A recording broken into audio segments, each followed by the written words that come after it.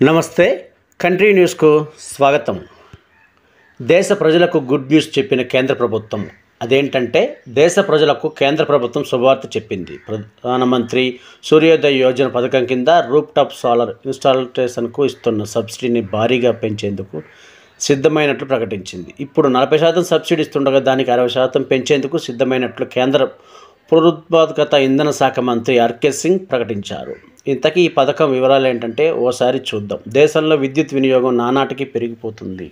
దీంతో పెరుగుతున్న విద్యుత్ వినియోగానికి అనుగుణంగా పునరుత్పత్తి ఇంధనాన్ని వినియోగించుకునేలా సౌర వ్యవస్థ ద్వారా విద్యుత్ పొందేందుకు వీలుగా సోలార్ సిస్టమ్ను అందిస్తుంది కేంద్ర ప్రభుత్వం.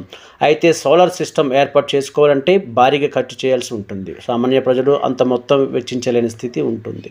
అందుకే ప్రజలకు రుణభారం లేకుండా భారీగా సబ్సిడీ ఇస్తూ సోలార్ సిస్టమ్ను అందజేసేందుకు ప్రధానమంత్రి సూర్యోదయ యోజన పథకాన్ని తీసుకువచ్చింది. ఈ పథకం కింద సోలార్ సిస్టమ్ ఇన్స్టాల్ చేసుకునే వారికి 40% సబ్సిడీ అందించేది కేంద్ర ప్రభుత్వం. సబ్సిడీ పెంపు ప్రస్తుతం ఇస్తున్న 40% సబ్సిడీ 60% పెంచే యోచనలో ఉన్నట్లు కేంద్ర మంత్రి ఆర్కే సింగ్ ప్రకటించారు. 300 యూనిట్ల కంటే తక్కువ విద్యుత్ వినియోగం ఉన్న వినియోగదారులు సోలార్ సిస్టమ్ కోసం దరఖాస్తు చేసుకుంటే కేంద్రం 60% సబ్సిడీతో సోలార్ సిస్టమ్ను అందిస్తుంది. మిగిలిన 40% రుణాన్ని లబ్ధిదారులు చెల్లించాల్సి ఉంటుంది. కాగా ఈ పథకం ప్రతి రాష్ట్రంలో కేంద్ర ప్రభుత్వం రంగ సంస్థలు ఏర్పాటు చేసి స్పెషల్ వర్సెస్ వెహికల్స్ ద్వారా ఈ పథకం అమలు చేయడం జరుగుతుంది. ఇక రుణాల చెల్లింపు కాల పరిమితి 10 సంవత్సరాల వరకు ఉంటుందని కేంద్ర మంత్రి తెలిపారు.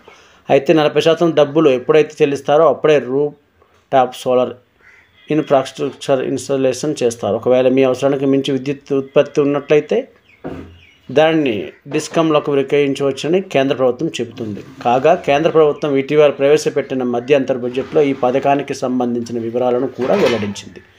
ఈ పథకం ద్వారా 10 మిలియన్ల మంది లబ్ధిదారులు రూఫ్ టాప్ సోలార్ సిస్టమ్ను ఇన్స్టాలేషన్ ద్వారా 300 యూనిట్ల ఉచిత విద్యుత్తును పొందేందుకు ఆస్కారం ఉంటుందన్నారు.